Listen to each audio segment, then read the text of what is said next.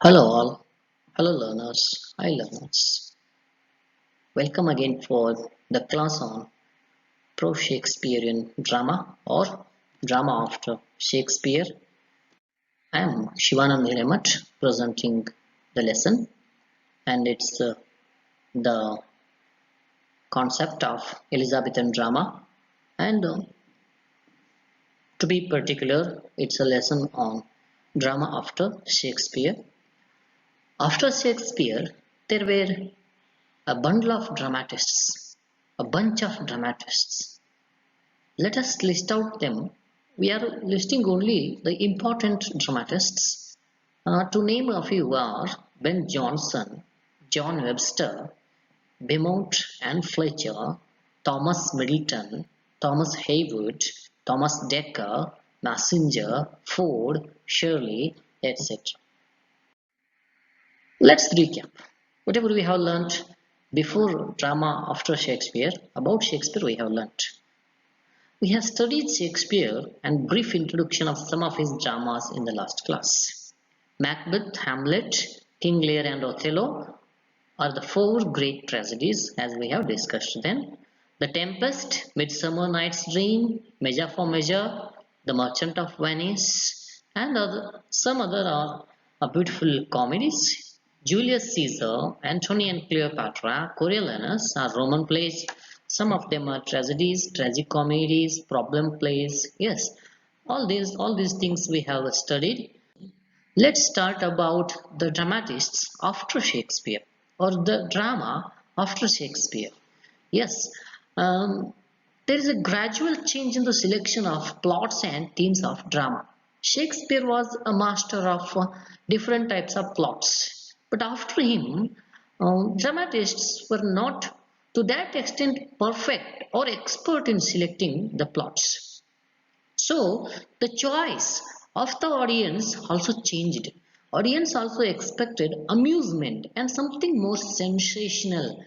People started following the sensual pleasures. So they wanted to see something beautiful on the stage than bloodshed. Beaumont and Fletcher even strove for effect by increasing the sensationalism in their plays. These two were very famous for sensationalism in their plays. Webster revealed the tragedies of blood in his plays, Tragedies of Blood and Thunder. Massinger and Ford produced evil and licentious scenes. Licentious means a bit of open. Yes, now let's move on. Ben Jonson's ode, Come, Leave the Loathed Stage, is the judgment of those days' status of dramatists and drama. The statement, the title, Come, Leave the Loathed Stage. That is how Ben Jonson was to some extent a perfect dramatist after Shakespeare. He was not only a dramatist, he was a perfect masque writer. Let's see about him as well in the session. Yes, this is Ben Jonson. Benjamin Jonson, being called as roughly Ben Jonson, born in 1573, might be. Yes, he was a great dramatist, poet, scholar, and writer of court masques. What is masques? Masque is a short play played by the characters or the players wearing mask. On different topics, different plots were also there. He was a writer of court masks. Court masks means that has to be played in and around the court only, not out of the court. He acted a part of Hieronimo in the Spanish tragedy. This thing has to be noted. He was a actor. He was an actor in the Spanish tragedy. He was acted a role of Hieronimo. He was probably one of the members of the Friday Street Club. Friday Street Club was very famous club then. The people in the club included Shakespeare, Selden, Donne, Beaumont and Fletcher.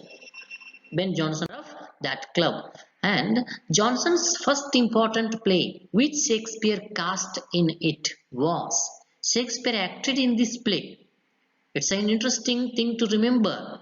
The name of that play is Every Man in His Humor. Beautiful comedy. It is really an amazing play, marked an epoch in the history of drama. Try read it.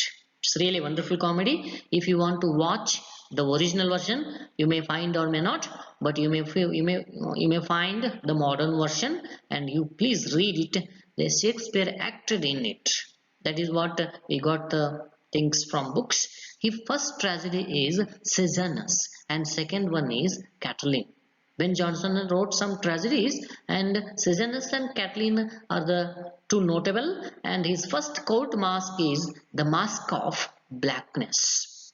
Now it's a mask time, but we are studying about Ben Jonson's masks. Mask of Blackness is the first mask by Ben Jonson. The Mask of Blackness is written for Queen Anne, who appears as a negress in the mask. He has given a role, or he has conceptualized Queen in the form of negress in that mask. That is the Mask of Blackness. Jonson, along with Chapman and Marston, wrote Eastward Ho, for which all the three were imprisoned. It is the name of the play, Eastward Ho. We people are supposed to remember this name, because you should know that for what purpose Jonson, Chapman, Marston were imprisoned, because they all collaborated contributed for the play Eastward Ho. Because of that reason they were imprisoned. But why? In that comedy, it contained a passage derogatory of the Scotland related people. His major plays include Walpole, The Fox, wonderful allegorical play. We should see it, we should read it. Yes, in this, Ben Jonson gives a lesson to the society using the fox character and other animals, right? Apicion or Epicoin or The Silent Woman is another fantastic play by Ben Jonson. The Alchemist and Bartholomew Fair are the other plays of this person, who is really very famous. He is a great critic of the society as well as the literature. Then Ben Jonson is a wonderful person, and Shakespeare, and he came into force after Shakespeare. His later plays, The Devil as an Ass, A Tale of Tub, are also famous. But to be noted is A Tale of Tub is there is another written work by Swift. Jonathan Swift has written A Tale of Tub, might be novel, I think. Yes, A Tale of Tub. Here it's Jonson's work as well. Yes, the genre of court masque. Ben Jonson is very famous for court masque, reached its perfection in Jonson's hands. Right? Ben Jonson's hands. His pleasure reconciled to virtue gave Middleton his idea for Comus. Comus is a poem written by Middleton. It was the source Middleton got from the Ben Jonson's pleasure reconciled to virtue. Jonson was a favorite of King James I, hence his prolific output of masques. He has written masques just because of the favor of the king. Yes, let's see. He was against melodrama and farce. To be noted, a simple information about Ben Jonson. And let's see the other ideas of Ben Jonson. Every Man out of his humor. Cynthia's Revels, The Poetess Star are also notable or noteworthy works of Ben Jonson. His famous lyric, Drink Me Only With Thine Eyes. Look at the concept. If you are a lover of literature, the lines like this will definitely enter into your heart. Drink me only with thine eyes. Is there possibility of anybody drinking with eyes? But literary persons do this. To the memory of my beloved mother, wonderful famous lyrics by Ben Jonson. His most noteworthy masques written for James I and Queen Anne are The Satyr, The Peanuts, Mask of Beauty, Hue and Cry After Cupid, and The Mask of Queens. These are notable masques written for King and Queen by Ben Jonson. A single volume of prose called Timber or Discoveries Made Upon Men and Matter is an interesting collection of short stories. His short stories collection, you please remember, because question may arise. The name of that collection is Timber or Discoveries Made Upon Men and Matter.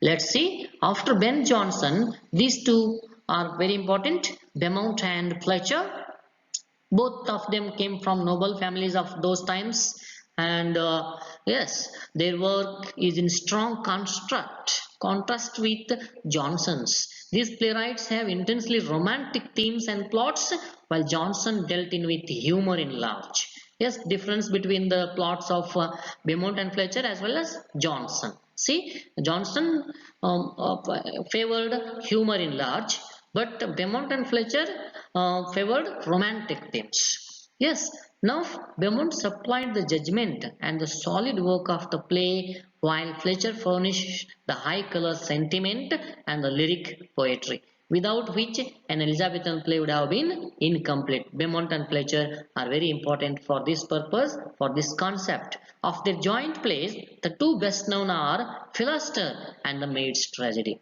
These two best known plays are by Beaumont and George Chapman. Now the next one is to study is George Chapman. He has been very famous for his translation of Homer and produced 5 tragedies. He translated some works of Homer as well as he produced his own 5 tragedies, and his tragedies show the Elizabethan interest in Stoic philosophy. His philosophy was something Stoic. He showed in his play, that is the interest of Elizabethan people then. And Bussy, the Amboyos, is a study of an old soldier, and the revenge of Bussy the Amboyos is, in this he achieves a Senecan detachment, not attachment. Detachment means he gave up the Senecan tradition of tragedy, so he gave it a beautiful different aspect to his own in his own aspect.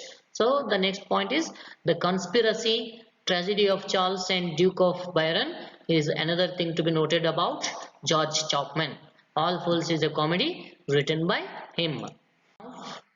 Now John Webster, he is also one of the important dramatists after the Shakespeare, and he is well known under James I. He is a well known dramatist under James I. His talent largely devoted to the Blood and Thunder play begun by Marlowe. Marlowe has started the type of tragedy called Tragedy of Blood.